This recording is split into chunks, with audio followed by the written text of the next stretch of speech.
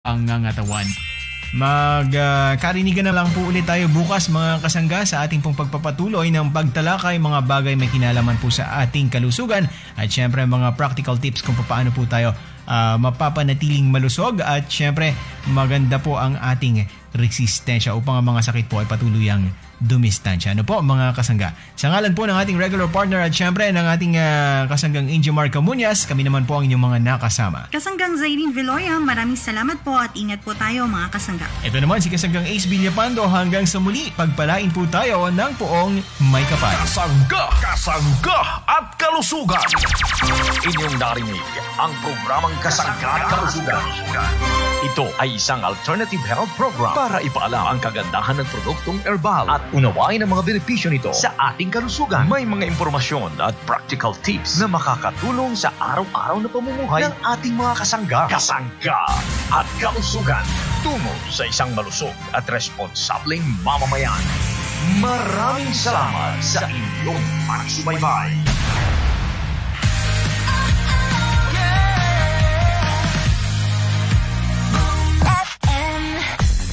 Dagos na kamo sa Bodega Home Plus, kung saan makukuha ang widest variety of home and office furnitures, appliances, lighting fixtures, glasswares, kitchenwares, and many more. Up to 12 months 0% interest on major credit cards. Sigurado pa ang on-day delivery of items. May warranty pa ang gabos na items. Bodega Home Plus sa Elias Angeles Street, Naga City. Open from 9 a.m. to 8 p.m. Sa Bodega Home Plus, bawal ang mahal.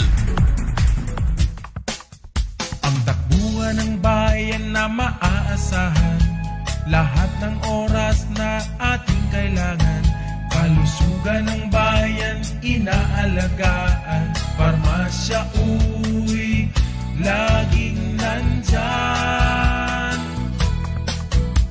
Mula noon sa patuloy na paglipas ng mga taon, ang Parmasya Uy sa kalusugan laging maaasahan. Taus-puso po ang aming pasasalamat sa patuloy ninyong pagtangkilik sa mga serbisyong handog ng Parmasya Uy. Kaya kung mabisang branded medicines at abot kayang generic drugs ang inyong kailangan, isa lang ang takbuhan ng bayan. Parmasya Uy sa kalusugan laging maaasahan. Matatagpuan ang Parmasya Uy sa General Luna Street, tapat lang ng Bichara Mall, at sa Elias Angeles Street, tapat lang ng Plaza Quezon, Naga City. Maaasahan.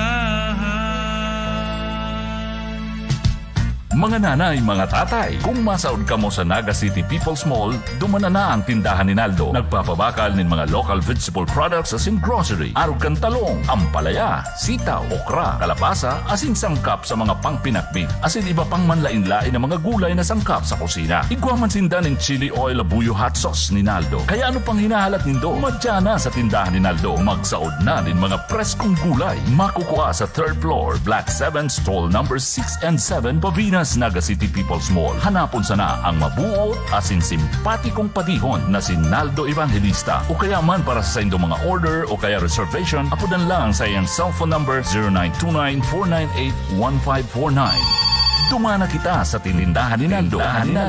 Barato na, may diskwento pa.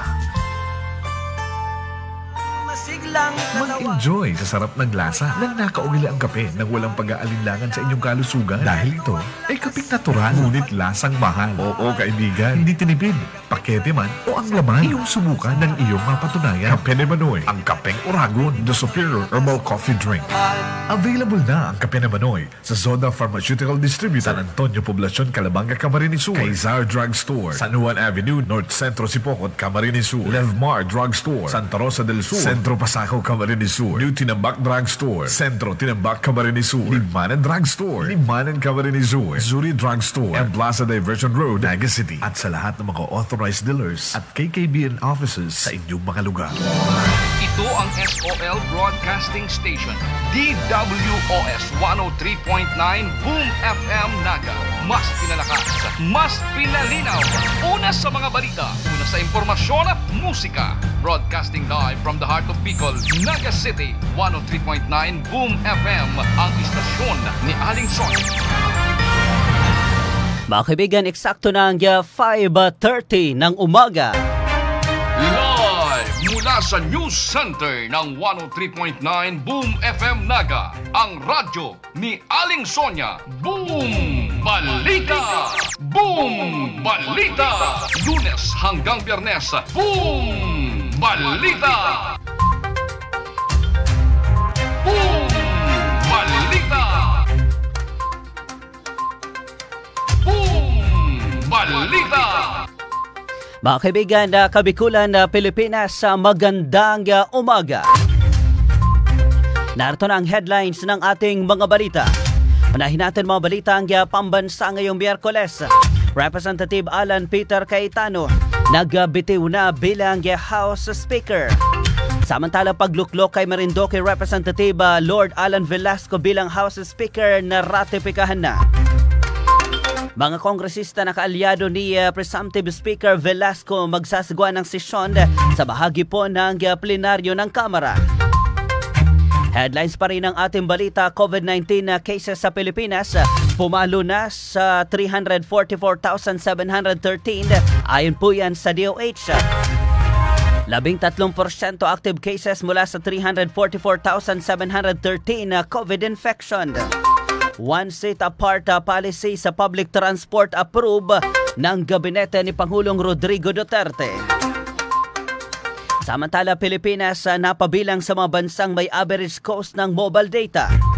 Palasya nagpaabot ng pakikiramay sa pagpanaw ni retired SC Justice Herrera. Riot sa New Bilibid dahil sa droga ayon po yan sa Bucor. Metro Manila hotspot pa rin ng COVID-19 sa Pilipinas.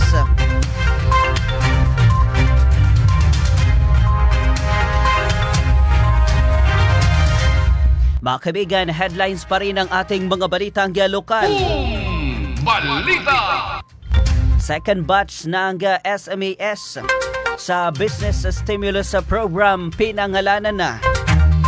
Samantala sa ibang balita pa rin natin, 0% interest loan para sa manegosyante.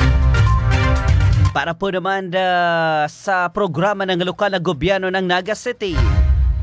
Samantala, Mayor Nelson Ligacion nagpasalamat sa lupang nag-donate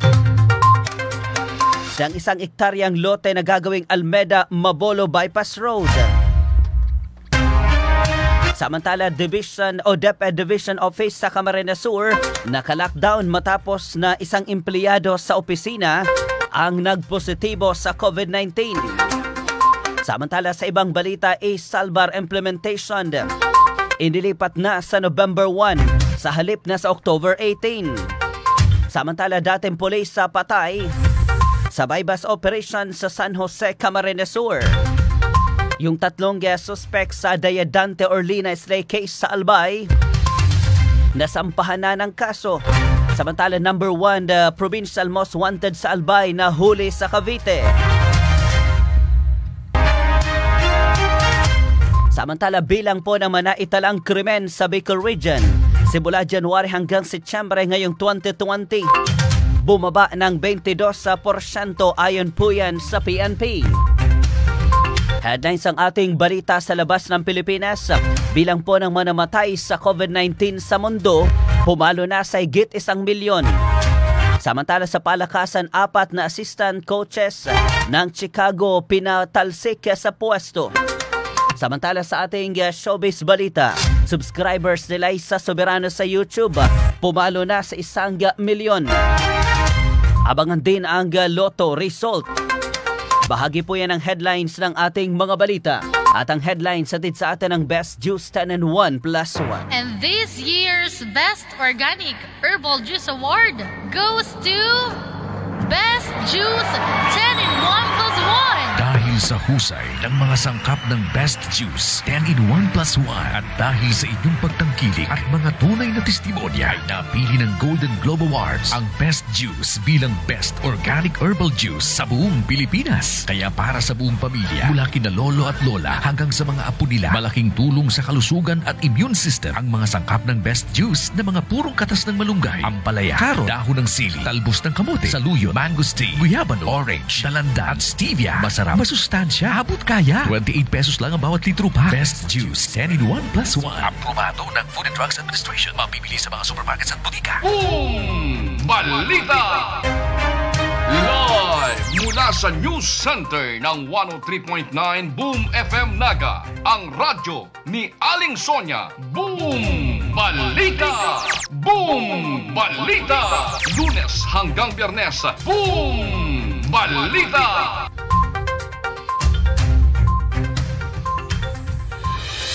Boom Balita! Mga kaibigan, mula sa buluwagang pambalitaan ng 103.9 Boom FM Naga.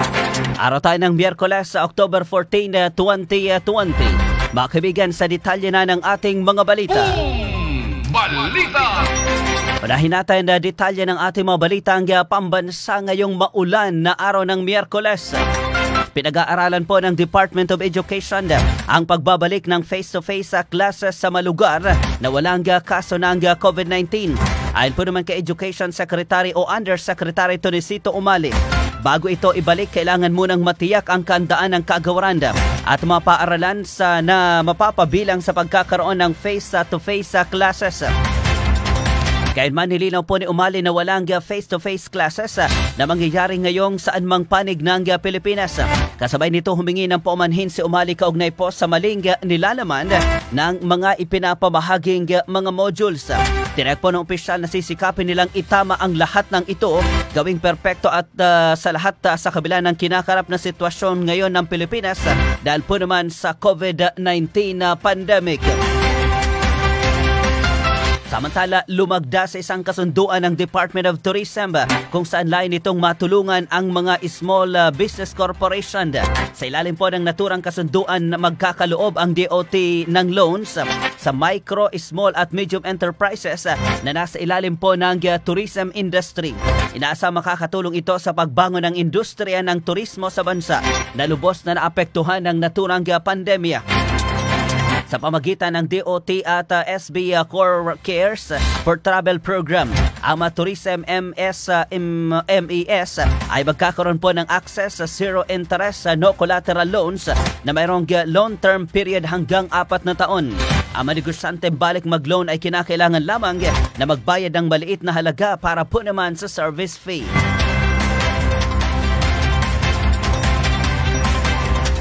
Samantala, sa ibang balita, pinapayagan na po ng Department of Tourism ang staycation sa balugar na nasa ilalim ng General Community Quarantine. Bati po sa inilabas na guidelines ng DOT, pinapaintulutan na ang overnight stay sa mga hotel na hindi ginagamit bilang isolation o mga quarantine facilities. Kailangan mag-apply ng mga hotel ng Certificate of Authority to operate para makapag-accommodate ng staycations. Dapat na rin mayroon silang 4 to 5 star rating mula sa DOT. Inaasahan ng ahensya makakatulong ang hakbang para makabangon muli ang ekonomiya at sektor ng turismo sa bansang Pilipinas. Samantala, lumabas sa resulta ng pagsusuri ng UP Octa Research Team na nanatiling hotspot ng COVID-19 ang Metro Manila sa loob ng nakalipas sa 2 linggo. Maging ang malalawigan ng Cavite, Rizal, Batangas, Laguna, Bulacan, Negros Occidental at Iloilo. Ito ay bate na rin sa mga datos na naitala ng Department of Health sa mga bagong kaso kada araw. Nanindigan naman ang UP team na dapat magdeklara ang pamalaan ng mas maigpit na quarantine, particular na sa Buwan, Batangas, Calbayog, Western Samar, General Trias, Cavite, kahit na mayroong panawagan ng pagluluwag ng lockdown. Paliwanag pa ng UP team, nakitaan kasi nila ng pagtaas ng attack rate per 1,000 people ng virus sa Bawan mula 6.2% noong October 4 hanggang sa 11.9% nitong October 11. 8% naman ang itinaas sa Calbayog mula sa 5.1% habang 4.9% naman ang naitala sa General Trias noong October 4 at ngayon nasa 7.6% na. Nabatid na patuloy ang pagdami ng mga bagong kaso ng COVID-19 sa Metro Manila na hindi bumababa sa 1,000 kada araw. Balita! Samantala, sa ibang balita, droga ang itinuturong motibo ng Bureau of Corrections o kaya Bucor sa nangyaring riot sa New Bilibid Prison na ikinasawi ng hindi bababa sa 9 na preso noong nakalipas na linggo. Ayon po naman kay Bucor Chief Geralda Bantag, 2 grupo lamang sa loob ng preso ang responsibilidad sa nangyaring riot at ito ay ang Sputnik at Commando Gangs.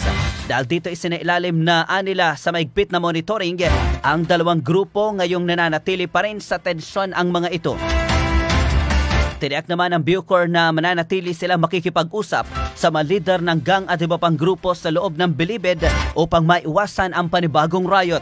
Tinatayang nasa 400 naman na patalim ang nasamsam ng Bucor sa kanilang paglilinis sa NBP. Samantala sa ibang balita, opisyal nang inaprubahan ang one seat apart policy sa mga pampublikong transportasyon.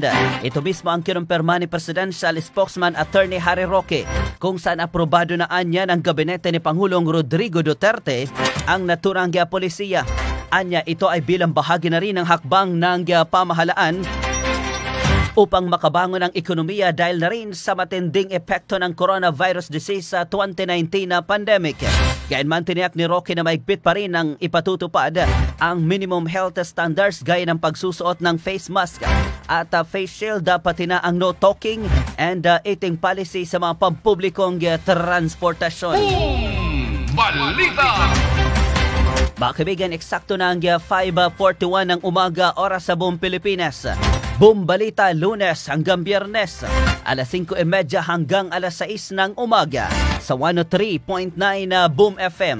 Napapanood ng live worldwide sa pamagitan ng DWOS 103.9 Boom FM page. Seoul Broadcasting. Live din sa Bicol News sa 24/7 Kuya JM, sa Jomar Merando Murada Group at Boses Nin Banwaan. Balita! Mga kaibigan, good morning sa 10 mga viewers. Sa mga kagigising pa lang nagkakape, good morning. Isang maulang araw ng Miyerkules, dala po ng bagyong si Ophel. Samantala, pumalo na sa kabuang 344,713 ang bilang ng kaso ng coronavirus disease sa 2019 sa Pilipinas. Ito ay matapos na makapagtala ang Department of Health ng panibagong 1,919 na kaso ng coronavirus sa bansa. Sa mga bagong kaso ng COVID-19, pinakamarami ang naitala sa bahagi ng Metro Manila na abot sa 580. Habang sinundan ito ng Cavite na mayroong 114, Rizal 105, Laguna 100, Misamis Oriental 94 na bagong kaso ng COVID-19. Kaugnay nito, patuloy namang tumataas ang mga nakaka-recover sa COVID-19 matapos na sumampa na sa 293,383 ang bilang ng recovery sa bansa. Sa ngayon, nasa 6,372 na ang bilang po na manasawi sa COVID-19 matapos na maitala ang 40 bago manasawi dahil sa COVID-19. Samantala, nasa 44,958 naman ang aktibong kaso ng COVID-19 sa buong Pilipinas. Nasa plenaryo nga po ng Kamara ang kongresista kahapon na mga kaalyado po ni Presumptive Speaker Lord Alan Velasco para magsagawa ng sesyon. Ayon po naman kay Oriental Mindoro Representative Doyle Achon, tinatayang nasa mahigit 100 sila mga kongresista. Mismong si Velasco anya ang nag-preside ng sesyon kahapon. Kasama anya nila si Majority Leader Martin Romualdez. Maging ang mga kongresista anya mula sa Liberal Party ay sumama na rin sa kanila. Balita! Sa kaugnay na balita, naghain na nga po ng kanyang irrevocable resignation bilang House Speaker si Taguig Representative Alan Peter Cayetano. Ang pagbibitiw ay nihayag ni Cayetano sa pamagitan ng kanyang Facebook Live. Nagpasalamat si Cayetano kay Pangulong Rodrigo Duterte. Sinabi po ni Cayetano na isa siyang good follower at inirespeto nito ang liderato ng Pangulong Duterte. Nagpasalamat naman si Cayetano sa Pangulo. Sinabi nito na noong panahong yon ay pinakamataas ang House ratings at halos na ipasa ang mahalagang batas na karamihan ngayon ay pending na sa Senado. Bingi rin ito ng pumanhin kay Pangulong Rodrigo Duterte dahil sa mali ang kanyang interpretasyon na nais na itong ituloy ang pagtalakay at pagpasa ng 2021 national budget. Hintian niya nito hinangad na hindi sundin o musumuyaw o sumuway sa kautusan ng Pangulo. Nagpasalamat ito sa mga sumusuporta sa kanya sa mababang kapulungan at nanawagan na suportahan ang proseso ng budget. Nagsuri din ito sa kanya ma-stop dahil hindi nito nakausap ang mga ito ng personal. Boom! Balita!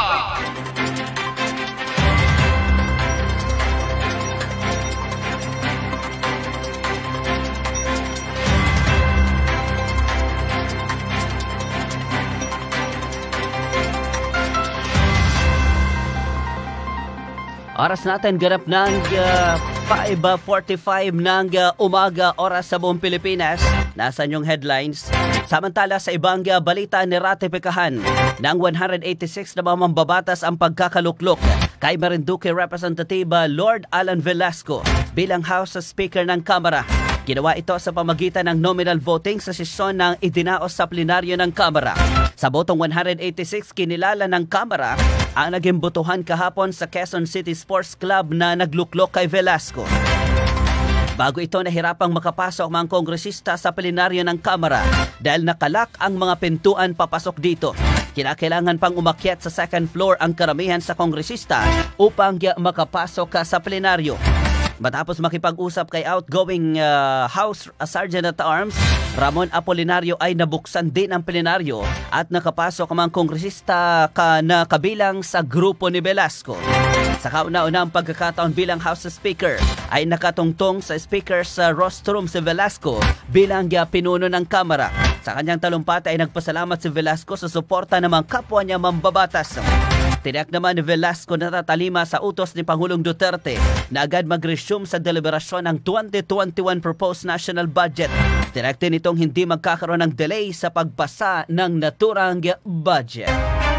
Live mula sa News Center ng 103.9 Boom FM Naga, ang radyo ni Aling Sonia. Boom Balita!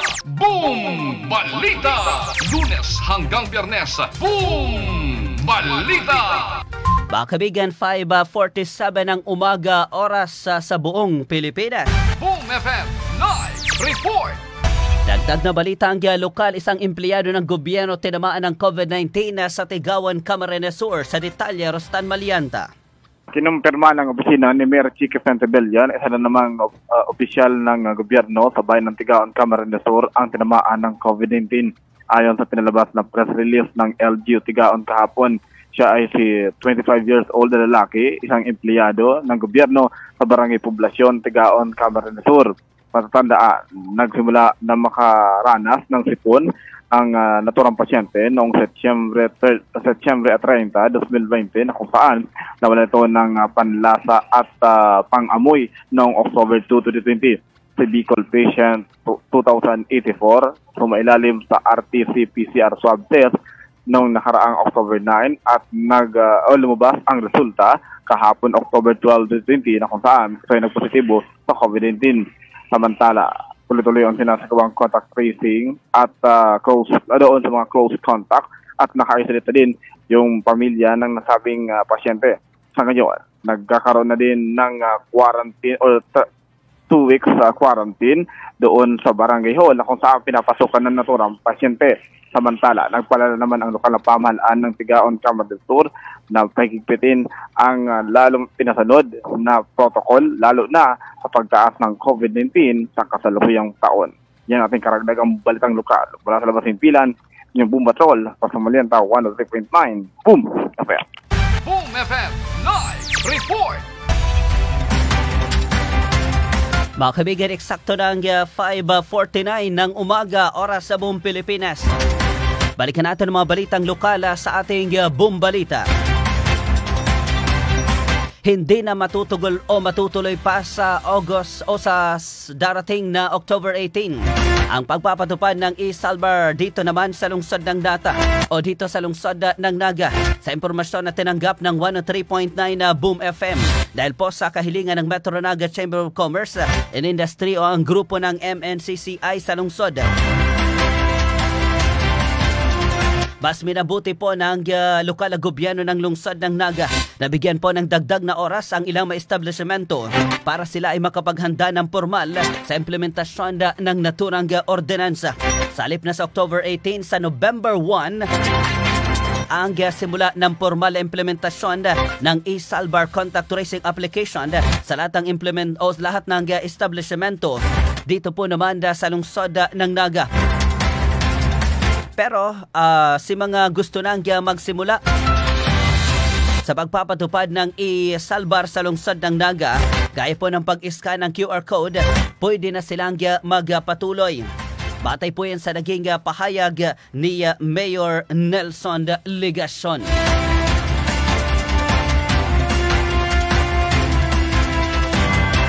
Samantala sa ibang balita natin, mga balitang lokal pa rin. Naka-lockdown ngayon ang tanggapan po ng Department of Education sa lalawigan ng Camarines Sur or DepEd Camarines Sur na matatagpuan sa bayan po ng Pili, Camarines Sur. Ito ay matapos na isang empleyado sa opisina po ng Superintendent ang sinasabing positibo sa COVID-19. Nagkaroon ng katasan si Superintendent Lloyda Nidea sa lahat na magkaroon ng tinatawag na work from home at ang close contact ay naka-quarantine. Gagawin daw ang disinfection ng provincial IMT sa tanggapan po ng DepEd sa lalawigan ng Camarines Sur.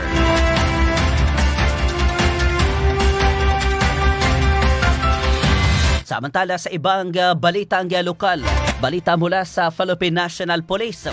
Patay ang isang police matapos na dating police matapos naman laban sa isang bypass operation na isinagawa po ng Philippine National Police sa bayan po ng San Jose, Camarines Sur. Ang naturang police ay sinasabing tulak ng illegal na droga sa naturang bayan. Kinilala itong si Vicente Imperial, nasa tamang edad at taga San Antonio ng kaparehong bayan. Alas 10 ng gabi ng ikasang operasyon sa may bahagi ng Zone 6 sa Barangay del Carmen. Nagawa pa daw makabili ng poster buyer ng shabu sa halagang 12,000 pesos at nang aarestuhin po ang dating police ng mga otoridad. Mabilis itong bumunot at nagpaputok ng baril. At ito ay gumanti ang mga otoridad kaya tinamaan po ang naturang dating police dahilan para ito ay bawian ng buhay. Na-recover sa katawan ng suspect ang 40 pakete ng pinaniniwala ang shabu pati na ang bypass money sa naturang transaksyon.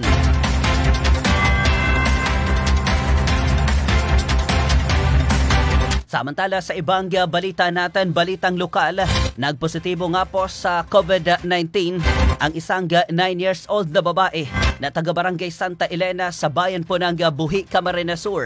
Siya po ay si patient number 2114.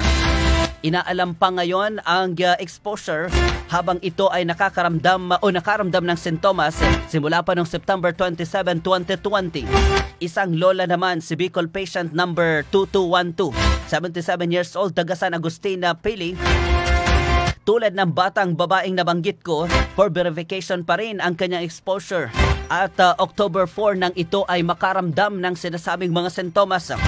Ang tatlo pang nagkasakit, kinabibilangan ng taga-Buhi, si Bicol patient number 2120, 46 years old, taga-Tambo. Bicol patient number 2013, 50 anyos, taga-barangay Santa Elena, isang tricycle driver.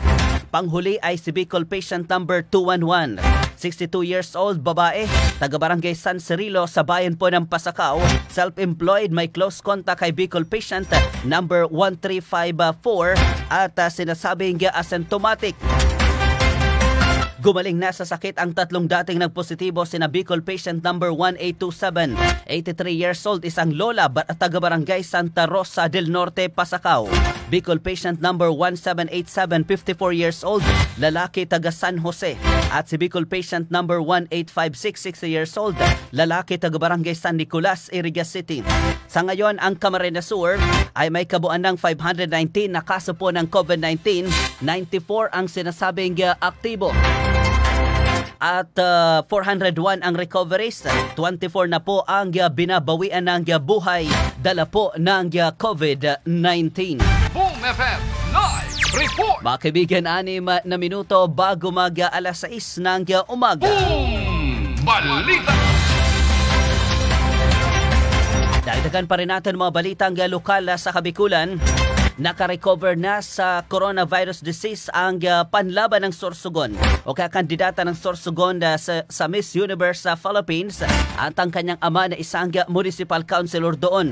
Si Maria Isabela Galeria, 22 anyos at Councilor Noli Formanes Galeria, 55 anyos, kapwa-residente ng Barangay Kamkaman, Matnog, Sorsogon, ay kabilang po sa nakarecover nitong nakalipas na weekend. Ang beauty queen ay isang nurse na may local code Bicol patient number 1837 at ang kanyang ama ay nakarehistro bilang Bicol patient number 1836. Ang mag-ama ay pinayagan ng makauwi sa kanilang tahanan at sila ay kailangang sumailalim sa 14-day home quarantine. Ang Matnog ay may aktibong kaso o 3 aktibong kaso, 21 ang nakarecover at isang casualty ng COVID-19.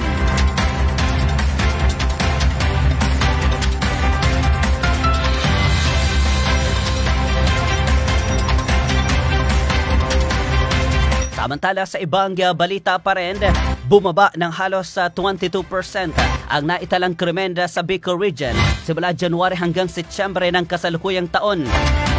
Partikular nang ipatupad ang community quarantine kung saan limitado ang kilos ng mga tao. Ayon po sa tagapagsalita ng Philippine National Police sa Kabikulan na si Police Major Malu Calubakib, 76.52% ang mga kasong ito ay naresolba na ng mga otoridad. Batay sa datos, 13,476 crime incidents ang naitala sa hasta o hanggang sa ika-3 quarter ng 2020 kumpara sa 17,187 na mga kaso na naitala sa parehong period nitong nakalipas na 2019. Lumalabas sa report ng PNP Bicol na bumaba ang crime incident sa rehiyon. Balita! Samantala, umakyat na sa 2,122 ang kaso po ng COVID-19 na sa Kabikulan. 300 ang sinasabing aktibo. Sa report na ipinalabas kahapon, walang naitala sa Albay at lalawigan ng Camarines Norte, 5 sa Camarines Sur, 3 nang galing sa Buhi, 1 sa Pasakaw, 1 po sa bayan ng Pili, walang naitala sa Catanduanes, Masbate, 8 sa Sorsogon, 6 sa Sorsogon City, 1 sa Magallanes at 1 po sa bayan ng Gubat, Sorsogon, habang walang naitala sa lungsod ng Naga. Balitang International. Balitang International. Mga kaibigan, sa ating balita sa labas ng Pilipinas, lumobo na sa mahigit 1,081,000 ang death toll ng COVID-19 na sa buong mundo. Batay po sa pinakahuling datos ng agency France Presi, pumalo sa 1,081,902 ang nasawi sa buong mundo bunsod ng COVID-19 na pandemic. Ang bansang may pinakamaraming naitala ng nasawi ay ang Estados Unidos na umabot sa 215,089. Sinundan ng India, 109,856. Samantala sumirit sa 37,860,720 ang kumpirmadong kaso ng COVID-19 sa buong mundo at 26,184,600 ay nakarecover na. Amerika pa rin ang may pinakamataas na kaso ng COVID-19 na nasa 7,804,643 na kaso. Sinundan ng Brazil na may 5,103,408 na kaso ng COVID-19. Balitang Sports. Balitang Sports.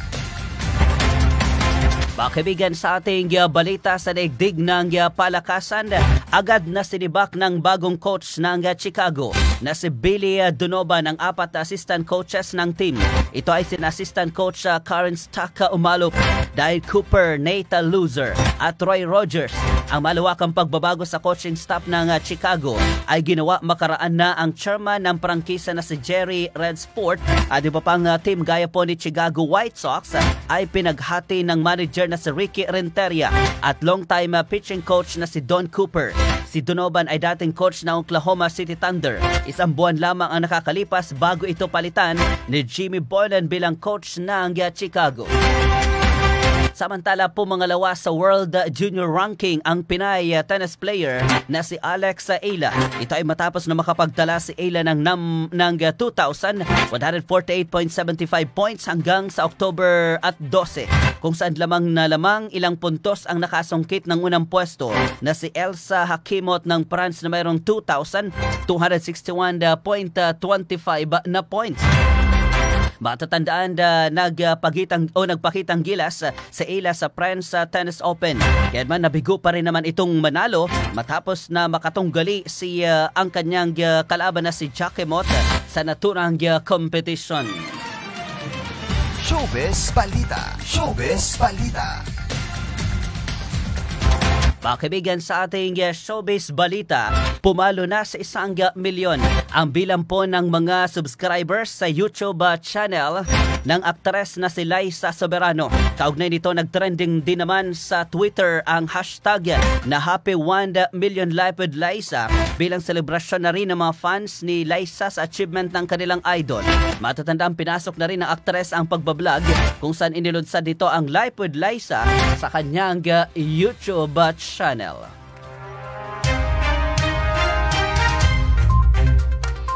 Mga kaibigan, yan na po ang naging kabuuan ng ating pagbabalita sa ating Boom Balita. Itinampong kayong araw po ng Miyerkules, October 14, 2020, isang maulang umaga.